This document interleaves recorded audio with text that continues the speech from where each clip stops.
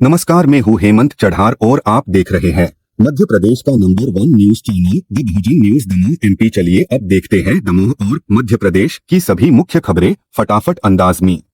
मध्य प्रदेश के मंत्री विजय शाह ने कर्नल सोफिया कुरैशी पर टिप्पणी के मामले में हाई कोर्ट के एफआईआर आदेश को चुनौती दी है। सुप्रीम कोर्ट आज इस याचिका पर सुनवाई करेगा। इस विवाद पर राजनीतिक और सामाजिक विरोध जारी है।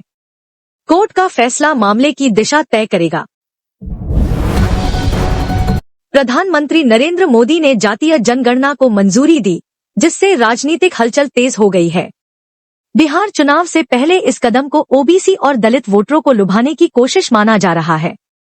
सरकार का कहना है कि इससे नीति निर्माण में मदद मिलेगी, जबकि विपक्ष ने इसे राजनीतिक मजबूरी बताया है। तो आखिरकार मोदी सरकार ने कास्ट बेस्ड सेंसर को मंजूरी दे दी है। ऐसे में कई अपना सर खुजलाने में लगे हैं कि जिस सरकार के नेता जातिगत जनगणना को समाज तोड़ने वाला जहर बताते थे, वो इसके लिए कैसे तैयार हो गए। तो इसके पीछे का सबसे पहला कारण है बिहार चुनाव। बिहार के इलेक्शन बहुत नजदीक है और वहाँ कास्ट पॉलिटिक्स का जादू बहुत चलता है। दूसरी तरफ सीएम नीतीश कुमार भी लंबे वक्त से इसके लिए जद्दोजहद कर रहे हैं और सेंटर में उनकी सपोर्ट के चलते ही मोदी जी अब तक पीएम बने हुए हैं। ऐसे में बीजेपी ने न सिर्फ इस स्टेप से बिहार का इलेक्शन और नीतीश कुमार को मैनेज किया है, बल्कि उन्होंने ओपोजिशन से भी सोशल जस्टिस वाला प्लैंक छीन लिया है। ओपोजिशन का दबाव 2024 इलेक्शंस के बाद से ओपोजिशन भी अब पहले जैसी मजबूरी नहीं रही। राहुल गांधी ने भी जितनी आबादी उतना हक का नारा कई मंचों से बुलंद किया है। ऐसे में बीजेपी को लगा कि ये नैरेटिव उनके हाथ से निकल न जाए, इसलिए ये घोषणा करके अब वो खुद को सोशल जस्टिस का नया मसीहा बताना चाहती है।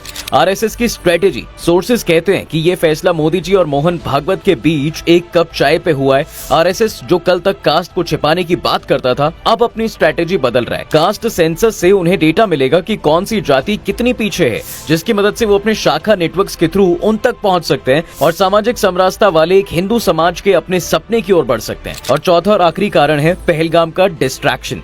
पहलगाम टेरर अटैक के बाद सरकार से कई सवाल पूछे जा रहे थे, तो सरकार ने सोचा कि चलो एक बड़ा अनाउंसमेंट करके हेडलाइंस ही बदल देते हैं। लेकिन दोस्तों, अब उन बीजेपी लीडर्स का क्या जो जातिगत जनगणना को भर भर के गाली देते थे, वो अब क्या करेंगे? तो ये सिंपल है। अमित मालवीय और किरण रिजिजू जैसे लोग कांग्रेस को ब्लेम करेंगे कि तुमने तो सिर्फ ड्रामा किया है, असली मास्टर स्ट्रोक तो मोदी जी ने मार दिया है। जबकि सच्चाई ये है कि बीजेपी के नेता कास्ट बेस्ड सेंसस को सामाजिक विघटन कहते थे, लेकिन अब वही ट्विटर हैंडल्स और पेजेस पर पढ़ने को मिलेंगे कि सोशल जस्टिस तो हमारे डीएनए में है। तो दोस्तों, ये सब और कुछ नहीं बल्कि एक पॉलिटिकल समरसॉल्ट है, जिसमें बीजेपी ने ओपोजिशन के हाथों से उनके ही हथियार छीन लिए। लेकिन देखने वाली बात ये होगी कि कहीं ये एक चुनावी जुमला ना निकले, और इससे भी ज्यादा इंटरेस्टिंग होगा कि भक्त अब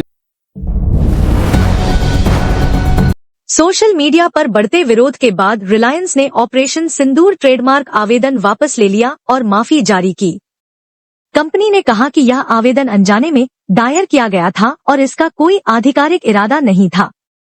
यह विवाद सैन्य अभियानों के व्यावसायीकरण पर बहस को तेज कर रहा है। एक चुटकी सिंदूर की कीमत तुम क्या जानो आतंकवादी बाबू। खैर, अब तो पूरी दुनिया ही एक चुटकी सिंदूर की कीमत जान चुकी है, लेकिन इसी बड़ी कीमत को भुनाने के लिए देश के कुछ जाने माने लालची बिजनेसमैन और इंडस्ट्रियलिस्ट ने इसे अपने प्रॉफिट का सोर्स बनाना चाहते हैं। सॉरी मतलब बनाना चाहते थे। जियो स्टूडियोज, जो रिलायंस इंडस्ट्रीज का ही हिस्सा है, उसने सिंदूर को एज ए ट्रेडमार्क बनाने के पर्पज से एक एप्लीकेशन फाइल की थी। एक एक्स यूजर ने इस न्यूज को शेयर किया और दैनिक भास्कर ने भी इसकी खबर बनाकर छापा। लेकिन जब ये ट्रेडमार्क का किस्सा सोशल मीडिया पर वायरल होने लगा, तो रिलायंस की तरफ से एक माफीनामा आया। एक्स पर माफी मांगते हुए कहा गया कि एक जूनियर पर्सन ने विदाउट ऑथराइजेशन ये फाइल अप्लाई की, और अब ये मुद्दा उठा तो रिलायंस ने अपनी एप्लीकेशन विदड्रॉ कर ली और इसे थू से बचने के लिए सारा जिम्मा एक जूनियर ऑफिशियल पर डाल दिया। और तो और उस एम्प्लॉय का नाम तक नहीं बताया गया।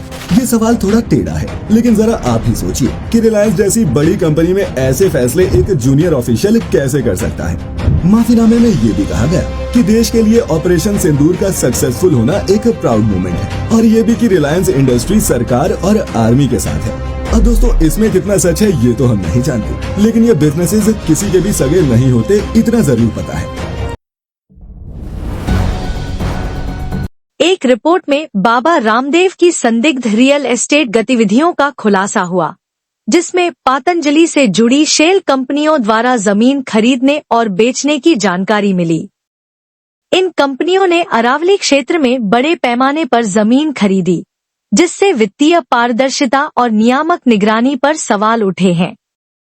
रिपोर्ट के अनुसार कर मुक्त चैरिटी के जरिए निवेश को छुपाने की कोशिश की गई। रामकृष्ण यादव उर्फ लाला रामदेव ये पैसा बनाने का कोई मौका नहीं छोड़ते, और मैं ऐसा इसलिए कह रहा हूँ क्योंकि रिपोर्टर्स कलेक्टिव की एक सीरीज ऑफ रिपोर्ट्स आई है जिसमें लाला का गुड़गांव में एक shady real estate business expose हुआ है। जी हाँ, हरियाणा में गुड़गांव के पास जो अरावली माउंटेन रेंज है उसके कई हिस्से एक प्रोटेक्टेड फॉरेस्ट है, जिसका मतलब है कि वहाँ पर जमीन की खरीद फरोख्त या फिर माइनिंग कंस्ट्रक्शन जैसी एक्टिविटीज बैंड है। लेकिन जब सैया भाई कोतवाल तो डर काहेगा। लाला ने क्या किया कि अपनी कई शेल कंपनीज जैसे वर्व कॉर्पोरेशन, भूमि एंटरप्राइजेज, धूमवती एंटरप्राइजेज और कनखल आयुर्वेद जैसी कई कंपनीज के जरिए गुड़गांव फरीदाबाद के बीच जो जंगल पड़ता है, जिसे पहाड़ी वाला रास्ता भी कहते हैं, मांगर गांव के पास कई एकड़ जमीन खरीदी और जंगल की जमीन पर कब्जा करके वहां रियल एस्टेट का प्रॉफिटेबल धंधा किया।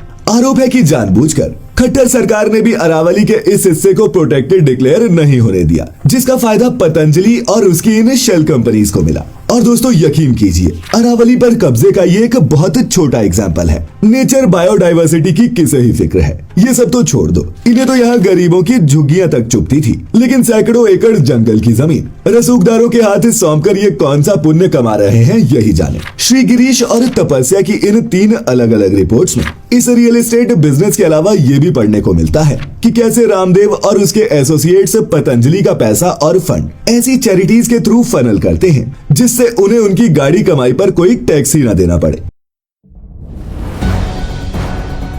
मध्य प्रदेश के सागर जिले के कलेक्टर संदीप जी.आर. ने समय पर काम न करने वाले 202 शासकीय सेवकों पर जुर्माना लगाया।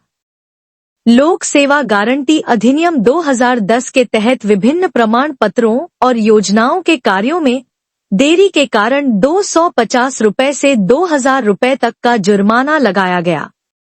कलेक्टर ने बताया कि अब तक 1,25,800 रुपए से अधिक की राशि वसूली गई और संबंधित कर्मचारियों को चेतावनी पत्र जारी किया गया। उन्होंने स्पष्ट किया कि भविष्य में लापरवाही पर कड़ी अनुशासनात्मक कार्रवाई होगी। इस कदम को जिले में सुशासन स्थापित करने और सरकारी सेवाओं को समयबद्ध बनाने के प्रयास के रूप में देखा जा रहा है। Subscribe the Bahujan News and like this video.